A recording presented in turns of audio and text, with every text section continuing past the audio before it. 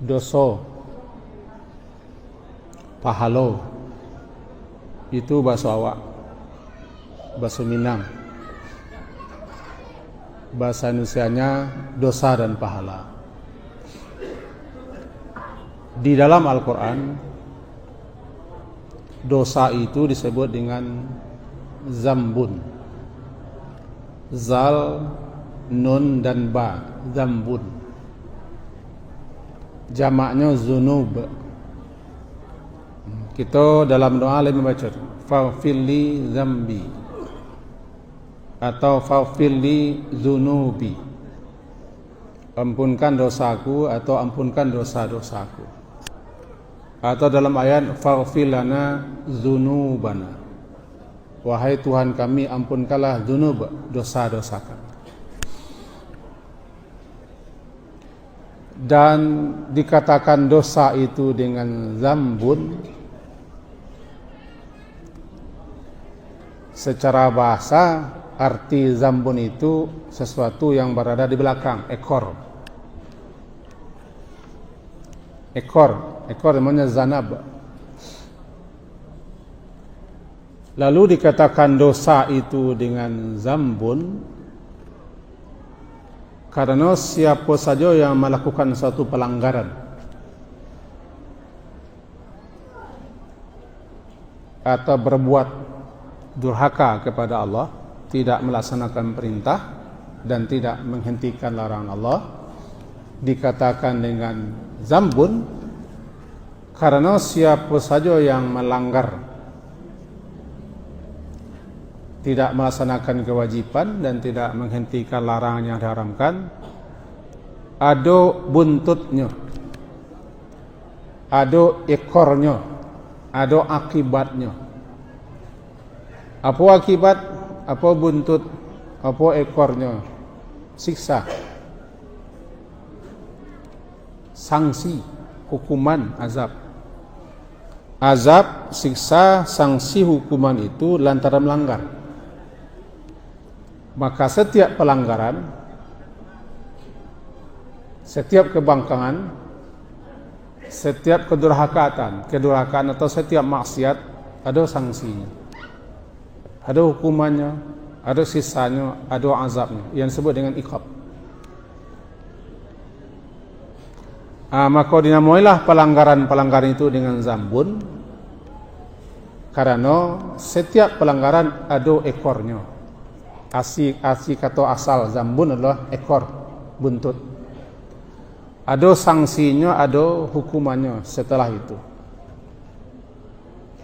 Kemudian dosa itu kadang disebutnya dengan namanya wizrun. Dalam ayat yang kita baca juga, wizrun. Bunyinya la taziru waziratu wizra ukhra. Seseorang yang berdosa besar tidak akan memikul dosa orang lain, walaupun itu karib kerabatnya. Namanya wizr. Asal kata wizr, waw, zai dan ra, wizr, beban berat. Memikul beban berat namanya wizr. Nah, dosa-dosa, pelanggaran-pelanggaran, kedurhakaan, kemaksiatan, kebangkangan kepada Allah adalah suatu beban berat.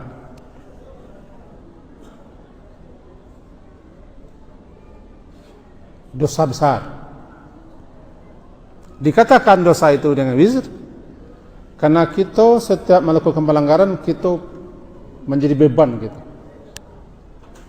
Dalam perjalanan kita menuju akhirat sampai mati di liang lahat, kita akan pikul dosa-dosa kita. Maka ketika orang meninggal, ketika wafat, salah satu doa yang kita baca, Allahumma fir lahu, ya Allah ampunkanlah dia, karenanya membawa beban dosa, dan dosa itu beban berat yang dibawa. Dosa itu akan terus dibawa, dipikul sampai di akhirat. Jika Allah tidak ampunkan, jika tidak dimaafkan, jika tidak dihapuskan, jika tidak Allah tutup, makanya jadi beban berat. Bahkan dosa itu, walaupun orang sudah mati, ia akan bisa bertambah banyak beban. Beban dosa itu bisa bertambah berat, walaupun kita telah mati. Sama dengan pahala. Pahala itu bisa bertambah meskipun kita telah mati. Kenapa? Kita lihat contoh. Dalam hadis Nabi, hadis riwayat Imam Muslim, hadis nomor 1017, dan juga hadis itu diriwayatkan oleh Tirmizi 2675. Disebutkan begini penggalan hadisnya, bahwa man sanna fil islami sunnatan sayata, siapa yang dalam agama Islam ko merintis, melakukan, mempelopori suatu keburukan, suatu perbuatan salah, suatu perbuatan dosa, kana alaihi wizruha, dia akan memikul dosanya. Wa wizru, dan dia juga akan memikul dosa man amila biha, dosa orang lain yang mengikutinya, yang mencontohnya, yang menirunya, atau dosa orang lain yang melanjutkan karyanya, rintisannya, min gairi ayan kusa min azwa auzarihim syai', tanpa sedikit pun dosa-dosa orang lain itu berkurang. Nah, apa maksud hadis? Ringkasnya begini: apabila seseorang atau kitalah melakukan suatu perbuatan dosa, merintis, mempelopori, membuka jalan suatu perbuatan maksiat, suatu dosa, kita berdosa, namanya wizrun, kita menanggung dosa dan kita memikul dosa barik itu. Lalu ada orang nanti yang mencontoh, meniru, mengikuti, atau melanjutkan karya kita, atau kita ajarkan orang, lalu dipakai orang, diamalkan orang, dikerjakan orang, lantaran kita mengajar, atau memfasilitasi, atau mempelopori. Lah mati kita, selama orang lain itu melakukannya, memperbuatnya, mengerjakannya, maka dosanya akan terus bertambah begitu. Kalau kita tidak tobat sebelum, maka bisa jadi seseorang kalau lah mati dosanya makin barik. Namanya wizrun. Wiz, beban berat. Maka dikatakanlah dosa itu beban berat yang akan dibawa seseorang sampai mati, sampai akhirat, karena nupikul sendiri. Dan bisa dosa itu bertambah lama, bertambah barik. Kalau kita yang mengajarkan, kita yang menyebarkan, kita yang mencontohkan, kita yang merintis, kita yang mempelopori, kita berdosa, orang lain berdosa, dosa lain kita pikul, dosa lain itu kita pikul, dan orang itu tetap berdosa sampai akhir. Kalau kita tidak pernah istighfar, tidak minta ampun, tidak tobat sebelum mati,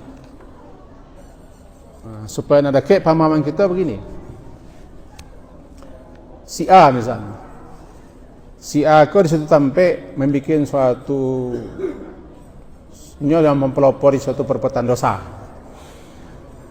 Contohnya di tampe itu nado lapau bampok lah, nado berjudi, nado orang buka lapau untuk minum-minum, lalu nyetagakkan lapau atau kadai di situ, disediakannya minum-minuman atau tempat berjudi, apa pun bentuk judi, ini dosa, ini fikir dosa. Lalu sia saja nan berjudi di situ, siapa saja nak minum tua di situ, atau mengadakan pesta-pesta di situ, orang tu berdosa semua. Dan dosa orang tu dapat dia. Lah matinya. Kadai itu, lapau itu masih ada. Orang masih itu kerakuan orang, masih itu kerja orang. Nyo mikir terus, maka dosanya akan terus bertambah, makin baik. Orang pun musqalatun, yang dipikuakan kepadanya dosa-dosa, beban-beban baik. Dengan catatan orang kau tidak ada minta ampun, tidak tobat, dan tidak memperbaiki kesalahannya, dan tidak inyo bubarkan balik, inyo runtuhkan balik apa yang telah dipeloporinya, dirintisnya itu. Kalau tidak, akan terus menanggung dosa. Terus nyala mati, dosanya terus dia. Begitulah sebaliknya pahala bisa bertambah terus walaupun kita telah mati. Yang disebut dengan jariah, amal jariah. Amalan-amalan yang akan terus mengalir, pahalanya ganjaran. Balik kita kaji pangka, awal kita kaji. Bahasa nanti di akhirat,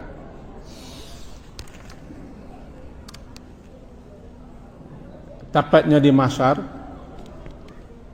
ketika hari pembalasan, saat-saat dinampakkan semua kesalahan dan balasan-balasan, disebutkan dalam ayat la taziru waziratu wizra ukhra. Seseorang yang berdosa nyo mikul dosanya sendiri. Dosanya pikul sendiri, nyo bertanggungjawabkan sendiri. Dan dia tidak akan memikul wizra ukhra, dosa orang lain. Masing-masing kita akan mengikut dosa seorang-seorang, dan kita tidak akan mengikut dosa orang lain, kecuali orang lain itu berdosa, di kita penyebabnya. Mereka yang tadi, kita penyebabnya, kita yang merintis, kita yang mengajari, kita yang mengajaknya, kita yang peloporinya. Maka orang itu berdosa lantaran kita. Itu berarti dosa kita aja. Orang yang berdosa nanti betul berat beban dosanya. Andaikan nanti menyeru, memanggil karib kerabatnya, orang-orang dakik, agar dipikulkan kepadanya dosa agak seketik, tidak bisa. Tidak bisa. Ayat mengatakan seseorang berdosa tidak akan memikul dosa orang lain. Masing-masing kita memikul dosa sendiri-sendiri. Untuk itu, kalau ada orang mengecek misal, kalau berdosa, biar dipikul dosanya. Jangan percaya. Kalau berdosa, kerja apa? Dan pikul dosanya. Biar dijamin dan tanggung dosanya ke dia akhirat. Jangan percaya. Kita nama dosa, kita nama ikut beban kita. Orang cakap tu nyo pikul lo dosanya, kalau nyo majawak, nyo dapat lo dosa awak. Inti kaji wak sesiang hari ini adalah pertama, dosa adalah pelanggaran-pelanggaran. Setiap kita melanggar, setiap kita durhaka, setiap kita bangkang kepada Allah, tidak taat kepada Allah, dosa. Setiap dosa ada akibat, ada sanksi. Kalau kita tidak diampunkan Allah, kita akan mendapat hukuman dan sanksi. Di dunia sudah dimulai, apalagi nanti di akhirat. Yang kedua, kesimpulan, dosa itu disebut dengan beban berat. Karena itulah yang akan memberatkan perjalanan orang menuju akhirat. Sehingga orang mati itu perlu kita mintakan Allah ampunan, agar dosa-dosanya diampunkan Allah, agar beban beratnya dikurangi terus. Makin acok kita mintakan ampun kepada Allah untuk orang yang sudah mati, maka bebannya akan dikurangi terus, kecuali dosa-dosa tertentu yang tidak mungkin diampunkan oleh Allah Subhanahu wa taala. Demikian kira-kira kaji kita sesiang hari ini. Semoga berfaedah dan bermanfaat. Diakhiri dengan subhanakallahumma bihamdika asyhadu an la ilaha illa anta astaghfiruka wa atubu ilaik. Sallallahu ala Muhammadin wa ala alihi washabihi ajma'in. Alhamdulillah. Assalamualaikum warahmatullahi wabarakatuh.